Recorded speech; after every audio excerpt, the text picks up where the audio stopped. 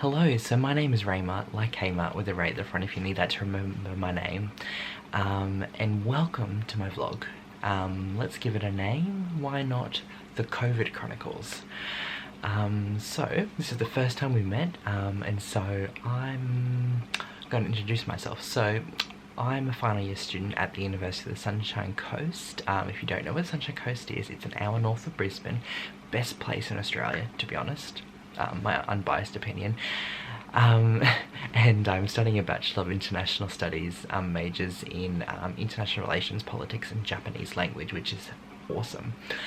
And yeah, so I didn't always live on the Sunshine Coast. Prior to this, I lived in a place called Gympie, which is also, if you don't know where that is, it is well, 2 hours north of Brisbane, or 1 hour north of the Sunshine Coast. And so I spent pretty much my whole life there until, you know, I finished high school. And yeah, so I basically come from a first in family to attend university backgrounds. My parents are both migrants, and I've got a pretty multicultural background. My mum is a Filipino, my dad is a Yugoslavian, so very multicultural. I guess I'm very blessed in that regard.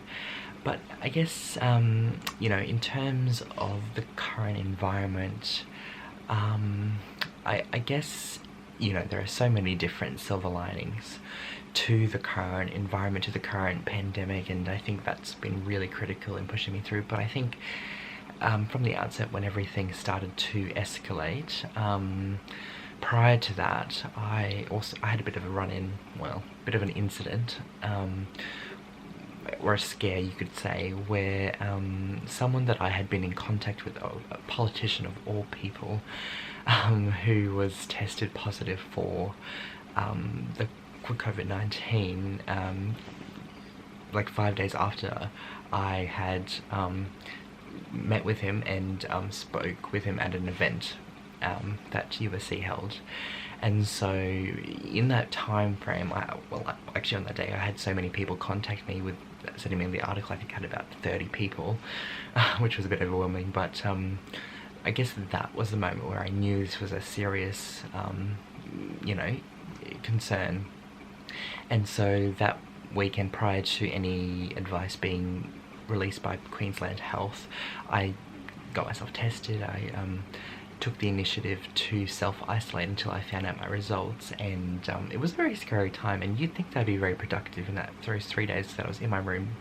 I couldn't even use the kitchen. Actually, it was pretty good because I got a lot of Uber Eats, but obviously I was still, you know, fearing that test result, because it took a while, 3 days I think it took, and it was quite stressful. I had to push everything to the side.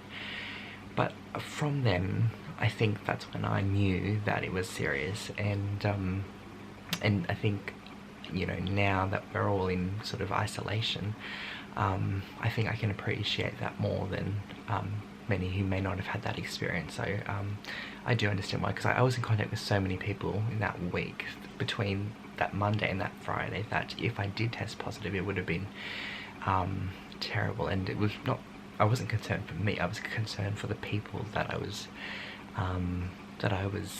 speaking to or meeting with throughout that week.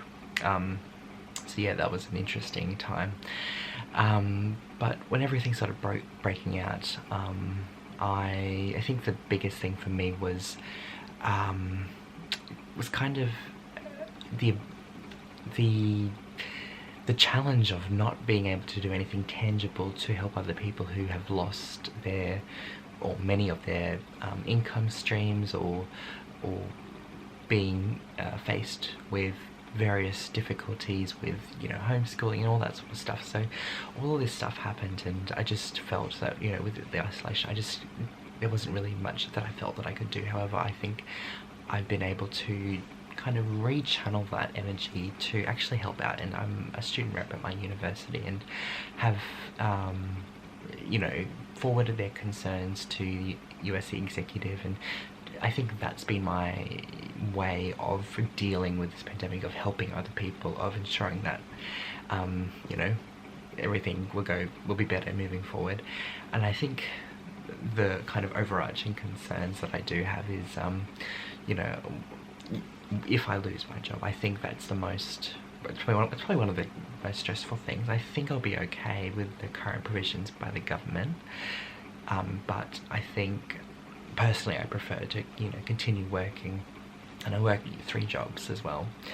And I'm also in the process of applying for graduate jobs. I just submitted one just then, and I think I'll be okay, but there's this kind of extra layer where, you know, the economy's gone pretty, you know, to a pretty bad state, and many employers may not be recruiting as extensively or even at all, so that's also another kind of concern I have for the future, but I guess I'll elaborate on that on another episode.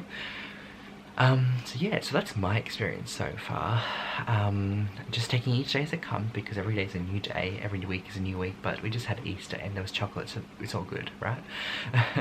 Anyway, thank you for listening, and if you have any comments or whatever, you know, please let me know. I'd love to hear your experience, and kind of hear what you've been doing, or what mindset sort of shift you've gone through in order to make everything better from a bad sort of position. Anyway, see you later.